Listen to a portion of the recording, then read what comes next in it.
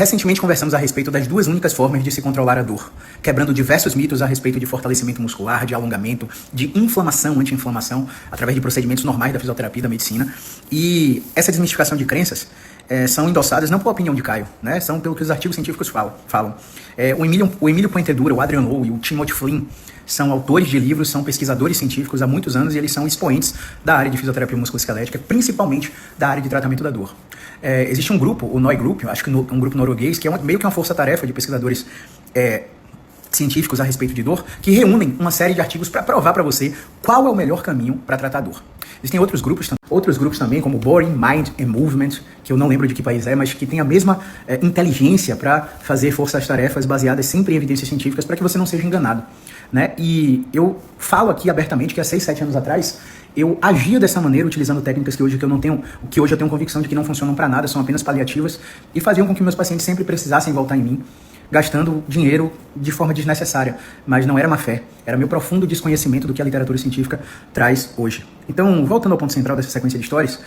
para você que é paciente, para você que é seguidor, até para você que é profissional da saúde, fisioterapeuta, médico, enfermeiro, psicólogo, é importante que você tenha noção das duas únicas maneiras de se controlar a dor do ponto de vista neurofisiológico. Então trago aqui um dos artigos do Timothy Flynn, do Emílio Puentedura, mostrando sobre uma combinação de técnicas manuais e uma combinação de explicações científicas, de técnicas de informação baseada em coisas que já foram comprovadas pelos testes científicos de que funcionam para o desfecho intensidade da dor, para o desfecho severidade do sofrimento psicológico e para o desfecho mais importante, na minha opinião, que é a incapacidade funcional, porque com dor você consegue viver, mas com incapacidade realmente você perde a motivação para fazer o que você tem interesse de fazer da sua vida, tá? Então, ponto número 1. Quando eu utilizo terapia manual, estou usando um efeito neurofisiológico que a gente chama de bottom-up, ou down-top, onde eu estimulo o sistema nervoso periférico a mandar informações para o sistema nervoso central que vão liberar opioides na corrente sanguínea, substâncias analgésicas que vão controlar a dor paliativamente, Ainda dentro desse contexto, a conversa terapêutica, né, estabelecendo uma aliança terapêutica, um vínculo entre o paciente e o terapeuta, que vai estabelecer uma relação de confiança no que você vai prescrever para o seu paciente fazer, tanto em consultório quanto no programa que você tem a obrigação de passar a domicílio, para que o paciente não dependa de você para melhorar. Tá? Falando um pouquinho disso, essa informação é tão importante que eu vou fazer uma autorrevelação aqui para você. Quando eu tinha 17 anos, eu vivia numa casa onde eu assistia conflitos emocionais familiares muito grandes durante muito tempo da minha vida. E de dentro do contexto, eu não sabia o que poderia estar me afetando. Na real, eu estava nem ligando para isso, porque eu achava que não me afetava fisicamente. A partir do momento que eu tive 2 episódios de diarreia com sangue e fui em todos os proctologistas que eu podia ir, passei pelo sistema utilizando o plano de saúde, vi que existiam médicos que só queriam procedimentalizar, fazer cobranças do meu plano de saúde de procedimentos que eram desnecessários. Até ir num professor da Universidade Federal, proctologista, que ele explicou o meu contexto de vida, fez uma abordagem humanística, pensando no meu contexto, nas circunstâncias de vida, perguntou quem eu sou, o que eu faço, o que eu gosto de fazer, e me explicou que o que eu tinha, na verdade, era uma neovascularização, uma formação de novos vasos, porque eu exercia pressão durante muito tempo no ciclismo, e a minha pelve tinha que formar novos vasos para acelerar minha recuperação por causa da pressão e da trepidação da bicicleta ali naquela região. E que era normal que eu estourasse era normal que eu tivesse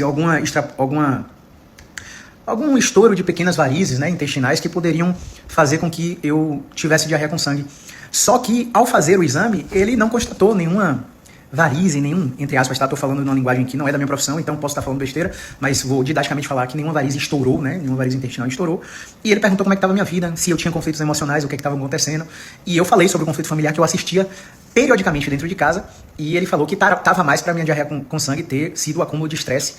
que eu estava vivendo, né? A partir de então, eu conheci a terapia, e eu faço terapia até hoje, mas a partir daquela informação, eu nunca mais tive um episódio. A partir daquela informação, eu consegui me desvencilhar. Dentro desse contexto, onde informação é tratamento, eu te digo que eu conquistei autonomia para saber como os conflitos emocionais afetam o meu corpo, afetam a minha mente, afetam a minha disposição, o meu nível de cansaço, a minha motivação para praticar meus esportes, minhas atividades físicas, para cuidar de quem importa para mim, para exercer minha profissão como eu exerço, né, com maestria, graças a Deus. E eu não precisei tomar nenhuma decisão ou passar por nenhuma abordagem terapêutica para identificar o que estava me afetando e resolver o que estava me afetando. Então, a partir daí, Caio, e aí? Eu já descobri qual é o conflito emocional que está afetando minha dor crônica e o que é que eu faço a partir de então? Só de saber, meu amigo, só de ter clareza, de sair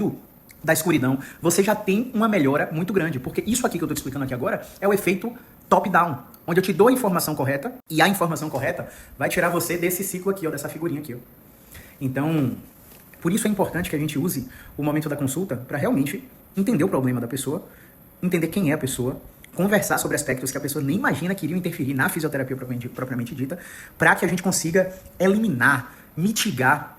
as possíveis barreiras de recuperação contextuais que esse paciente tem para melhorar da dor. É por isso que não é qualquer fisioterapeuta, não é qualquer médico, não é qualquer psicólogo, não é qualquer educador físico que vai tratar seu problema. Tem que ser um cara que realmente entenda de neurociência da dor, entenda de prática baseada em evidência, para te oferecer somente o que funciona. Lembre-se, tecnologia e sofisticação é raciocínio clínico, não é aparelho. Se você ficou com alguma dúvida a respeito das explicações anteriores, se você tem alguma dúvida a respeito de tratamento da dor, como funciona, o que é que a gente faz, como a gente faz, ou se você é profissional e está interessado em um dos meus programas educacionais, que as inscrições vão abrir agora dia 1º de abril, mande sua pergunta, mande sua dúvida, eu vou ter o prazer em responder ao longo do dia de consultório, beleza? Grande abraço e até qualquer momento.